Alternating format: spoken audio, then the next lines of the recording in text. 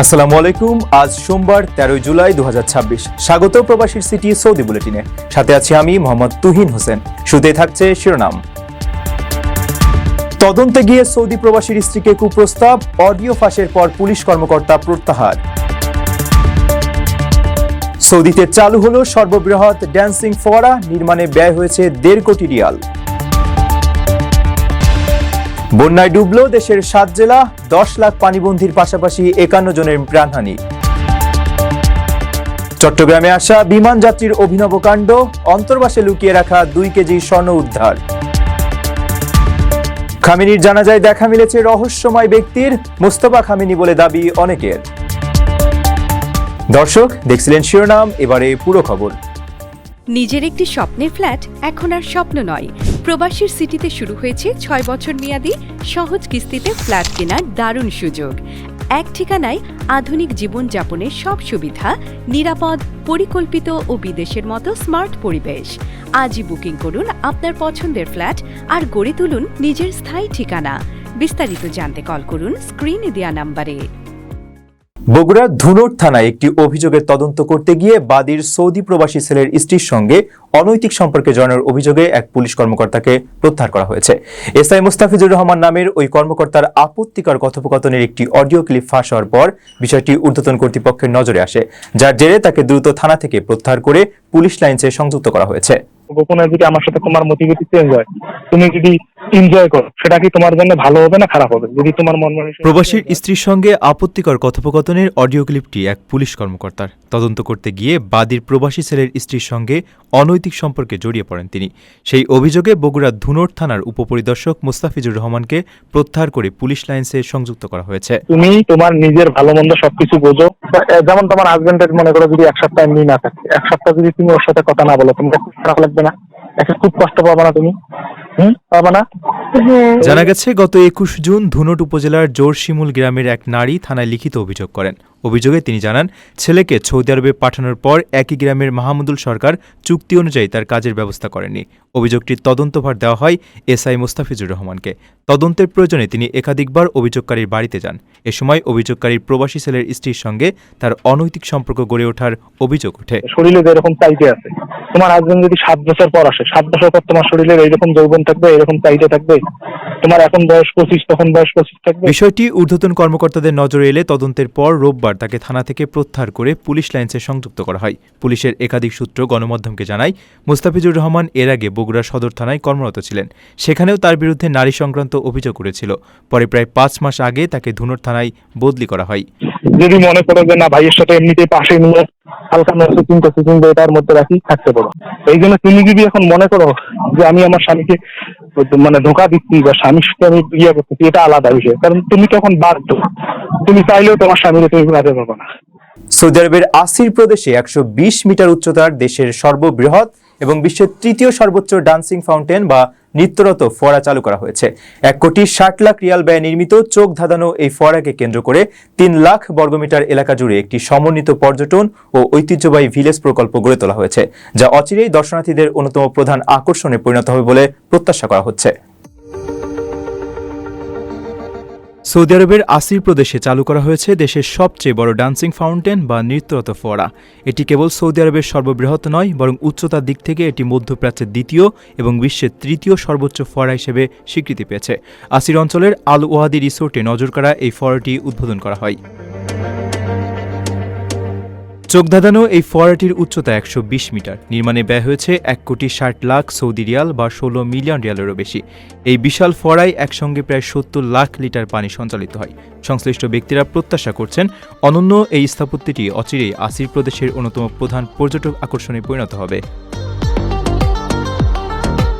মূলত এই ফোয়ারাটিকে কেন্দ্র করে 3 লাখ বর্গমিটারেরও বেশি এলাকা জুড়ে একটি সমন্বিত পর্যটন প্রকল্প গড়ে তোলা হয়েছে। বছর জুড়ে দর্শনার্থী ও পরিবারগুলোকে আকৃষ্ট করতে এই সুবিশাল প্রকল্পে বাগান, খামার, রেস্তোরাঁ, ক্যাফে, থিয়েটার এবং ইনডোর ইভেন্ট হলের ব্যবস্থা রাখা হয়েছে। এছাড়া আসির অঞ্চলের সমৃদ্ধ ইতিহাস ও সংস্কৃতির আদলে এখানে 60,000 বর্গমিটার আয়তনের একটি হেরিটেজ ভিলেজ বা ঐতিহ্যবাহী গ্রামও তৈরি করা হয়েছে।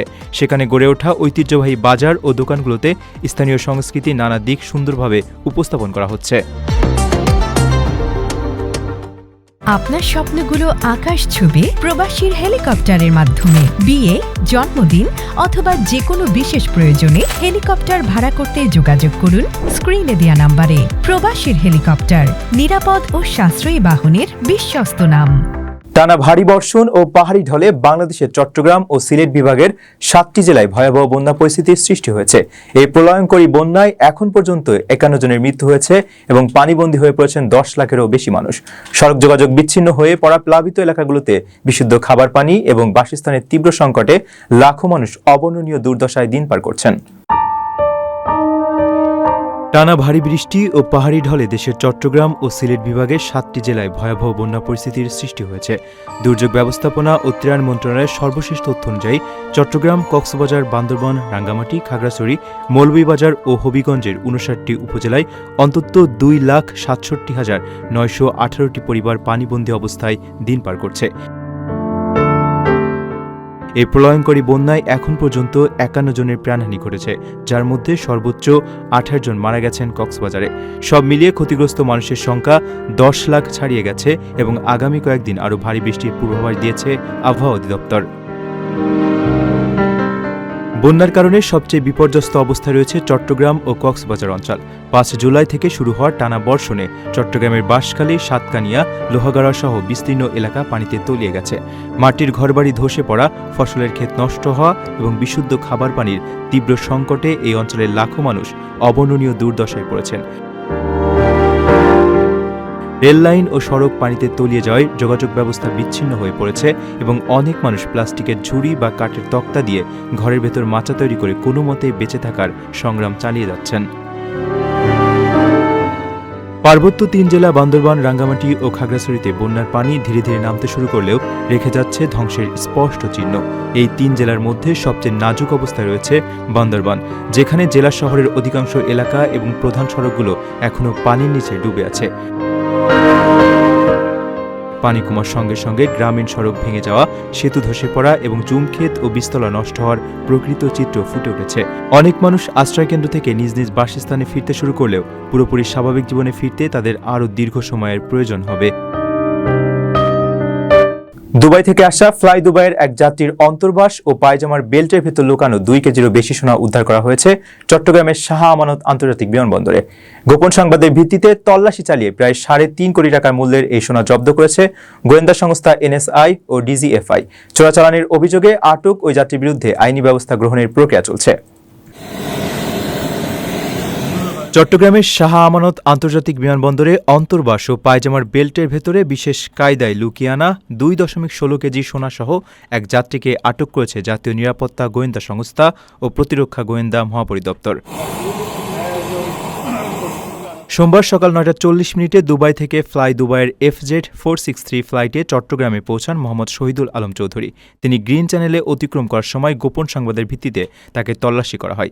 তল্লাশির এক পর্যায়ে তার পায়জামার বেল্টের অংশ এবং অন্তর্বাসের ভেতরে বিশেষভাবে লুকিয়ে রাখা সোনার গহনা ও গলিত সোনা উদ্ধার করা হয়। বিমানবন্দরের জনসংযোগ কর্মকর্তা প্রকৌশলী মোহাম্মদ ইব্রাহিম খলিল জানান, উদ্ধার হওয়া সোনার মোট ওজন 2.16 কেজি। এর আনুমানিক বাজার মূল্য প্রায় 3,56 লাখ টাকা। উদ্ধার করা সোনা বিমানবন্দর কাস্টমস কর্তৃপক্ষের কাছে হস্তান্তরের প্রক্রিয়া চলছে। একই সঙ্গে সোনা চোরাচালানের অভিযোগে আটক যাত্রীর বিরুদ্ধে আইনগত ব্যবস্থা গ্রহণ ও মামলা দায়েরের কার্যক্রম প্রক্রিয়াধীন। নিজের একটি স্বপ্নের ফ্ল্যাট এখন আর স্বপ্ন নয়। প্রবাসীর সিটিতে শুরু হয়েছে 6 বছর মেয়াদী সহজ কিস্তিতে ফ্ল্যাট কেনার দারুণ সুযোগ।